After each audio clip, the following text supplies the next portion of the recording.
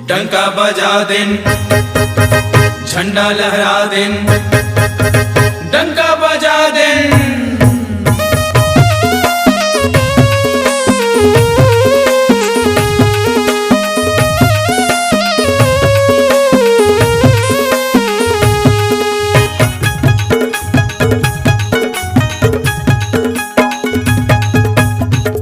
हवन सत्य नामी बेटा सबके डंका बजा देना।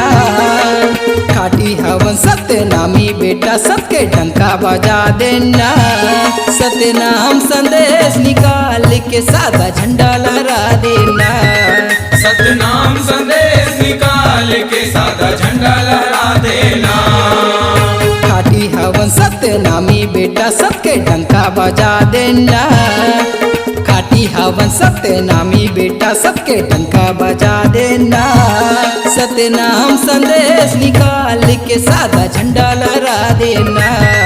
सत्य नाम संदेश निकाल के सादा झंडा लहरा देना।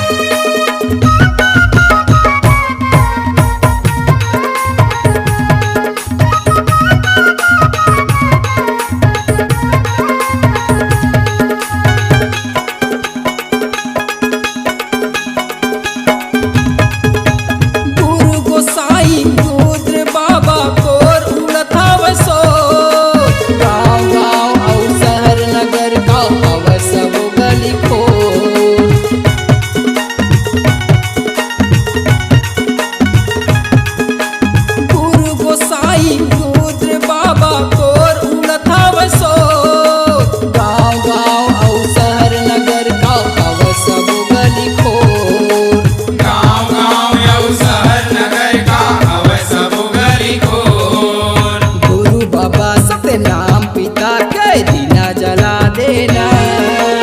गुरु बाबा सत्य नाम पिता के दीना जला देना।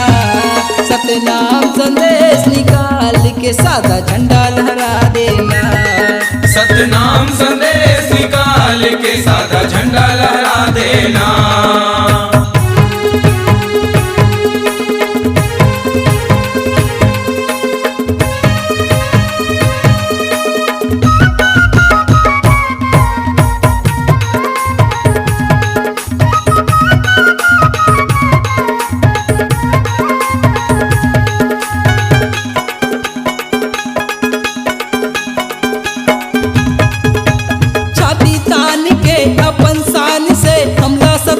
बनाए ना संविधान सभा में बन के सदस्य आरक्षण के लाभ दिलाए ना।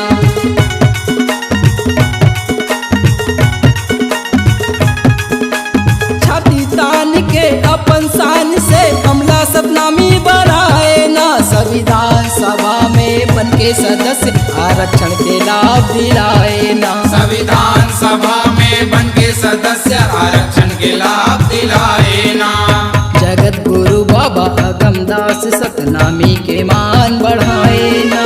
जगत गुरु बाबा अगमदास सतनामी के मान बढ़ाए ना। सतनाम संदेश निकाल के सादा झंडा लहरा देना। सतनाम संदेश निकाल के सादा झंडा लहरा देना। खाटी हवन सतनामी बेटा सबके डंका बजा देना। खाटी हवन सत्य नामी बेटा सबके डंका बजा देना। सत्य नाम संदेश निकाल के सादा झंडा लहरा देना। सत्य नाम संदेश निकाल के सादा झंडा लहरा देना।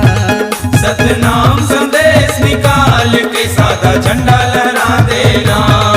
सत्य नाम संदेश निकाल के सादा झंडा